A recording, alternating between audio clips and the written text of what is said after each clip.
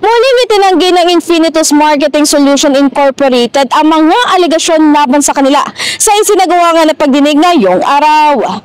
Ayon sa co-founder at managing partner na naturang kumpanya na si Polly ay wala raw katotohanan ang mga alegasyon sa kanila na nagsilbi silang troll farm dahil ang ibinayad daw na 930,000 sa kanila ay para sa event na kanilang hino sa Manila Hotel. During your opening statements, you and your press releases, you mentioned something about payment. This payment was made for professional services. Could you clarify what specific professional services are you saying? Mr. Chair, Your Honor, Yes. This check actually is for the follow-up balance for the event of June 8 in 2023. We hold the event in Manila Hotel for the UPCO event. Actually, President Marcos and some other company joined this event. Dagdag pa ni Paul, ang naturang halaga ay ginamit rin daw nila sa pagbili ng mga face mask, face shield at maging pang swab sa event na kanilang pinangunahan. Yung binigay nilang invoice kunyari, I think that was belatedly printed. Tapos, overpayments of antigen, face mask, face shield. Wala nang gano'n ang isang 23. Diba? Tagal na, wala nang, may mga plastic barriers, wala nang, auto na tayo. Lying.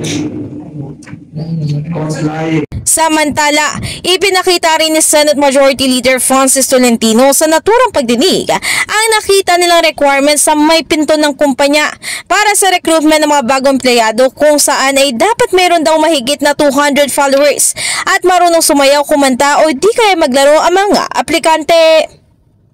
I think this committee has done more than enough to tie the dots from the arrested spies of the Palawan, referring to the Palawan 5, to the El Grande spies, to the Makati spies, to the Intramuros spies, more than 19 and still growing, to the submersible drones, to the disinformation campaign, which is still ongoing and still growing.